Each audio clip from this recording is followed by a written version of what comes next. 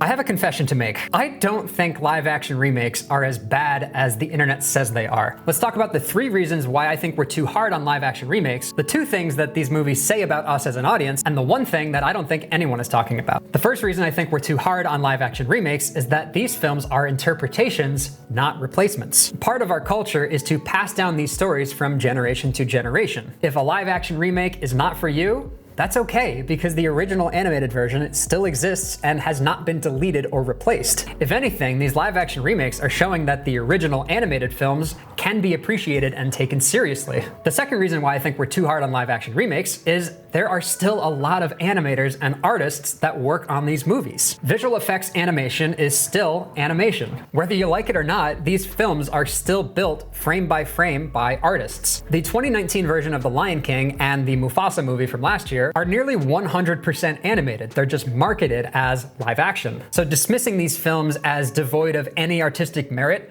is not really a good argument, because there's hundreds of artists that are working on these films and want to do a good job. I think what's really interesting about the live action Lilo and Stitch movie that just came out is they're trying to appeal to the fans of the original by making the creature design of Stitch and the rest of the characters almost identical to their animated counterparts. And it's my opinion that we have the Sonic movie franchise to thank for this. If you recall, when the original trailer came out, there was such an online backlash to this film and no one wanted to see this version of that character. What Paramount ended up doing was scrapping that design, coming up with a new design that references the original version of the character way more. It went from being a film that was definitely going to flop at the box office to a trilogy that gets better and better with every movie. Sonic 3 should have won Best Picture. The third reason I think we're too hard on live action remakes is that they make you reappreciate the original animated version. A couple years ago, I got invited to the Walt Disney lot in Burbank to watch a screening of the live action Little Mermaid. Before I went, I ended up watching the original animated version. Now, I hadn't seen this film in probably 15 years, and it really emphasized to me the artistry that was in that original animated film. Now, I do have problems with live action remakes, I won't deny that. Clearly, these studios are trying to cash in on the nostalgia from 20 years ago, and they're putting out new iterations of these films to capitalize on this nostalgia. But honestly, I've kind of come to the conclusion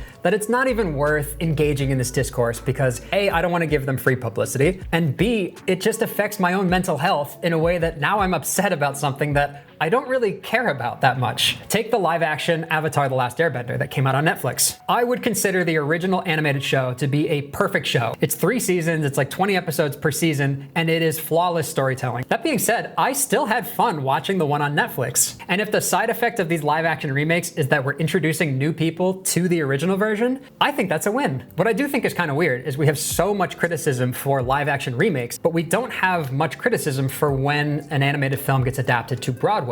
The Lion King on Broadway and The Lion King animated are 2 completely different experiences. And yes, I know the medium is different and it doesn't feel like we're doing the same thing again, but we're still telling the same story. It's just in a different format. Real quick before I move on, if you like this video so far, if you could hit the like button and subscribe, that would be amazing. Thank you. So now let's talk about the 2 things that I think these live action remakes say about us as an audience. The first thing these remakes say about us is that we as an audience crave familiarity more than we realize. How many times have you heard someone say, I am so tired of Hollywood churning out these remakes and sequels and reboots? So you'd think if an original animated or live action film came out that people would want to go see that in droves. But unfortunately, numbers don't lie. Original movies have not been performing well in recent years. So if you're a movie studio, you're going to be looking at these numbers and catering towards the trend of people going to see these remakes and reboots. What they've realized is that in order to get those true fans back, they have to cater to them and make the designs of these characters as familiar as possible to them so that they will give it a shot. Which is why you see Stitch looking almost identical to his 2D counterpart. It's the exact same strategy they used for Sonic the Hedgehog. Studios have kind of figured out that they can tailor directly to the core audience that will be seeing these movies,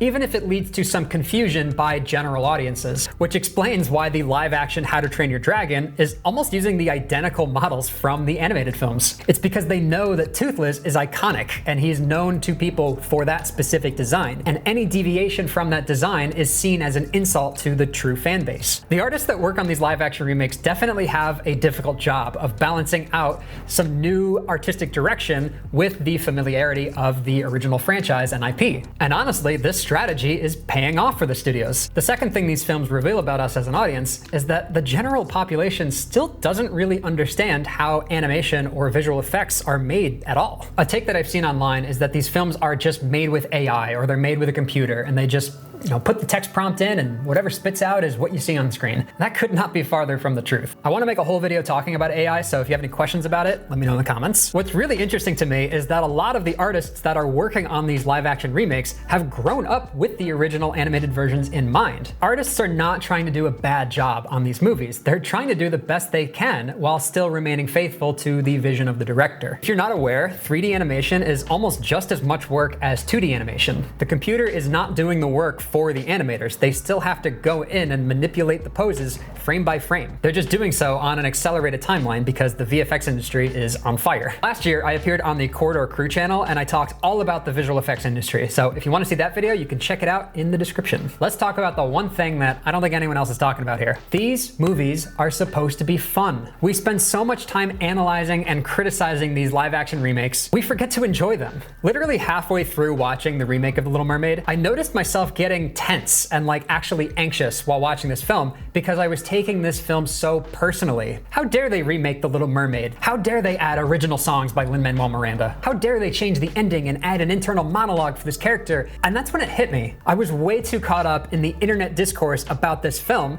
that I almost forgot to actually just enjoy and have fun with this interpretation. So I walked out of The Little Mermaid thinking that was fun. It was a good movie. It wasn't great. It wasn't perfect, but I had fun with it. And if it means that more people who had never seen the original Little Mermaid movie now go back and watch that version, then I think this experiment has kind of been worth it. Now, of course, I do have to put in the disclaimer that all these studios that are making these live action remakes have not paid me for this opinion. I am simply someone who is so tired of defending animation to people who will never take animation seriously. I visited my hometown a couple months ago, and I was talking to a friend of mine who said that they were excited for the new Mufasa movie. Genuinely, this is the first time I've ever heard someone say that they're excited about a live action remake. There's this weird disconnect between how much money these films are making at the box office and how much criticism there is online of them. So as of recording this video, Lilo & Stitch just came out over the weekend, and in one weekend, it surpassed the entire theatrical run of the original 2002 animated film. Adjusted for inflation, it's still a little bit behind, but the fact that it made it all in one weekend is just insane. Because how much discourse have you seen in the last couple weeks saying how bad the live action Lilo & Stitch movie is? They changed this character, they changed this theme, they had a different voice on this character. All of that adds up to a box office hit? That doesn't make any sense.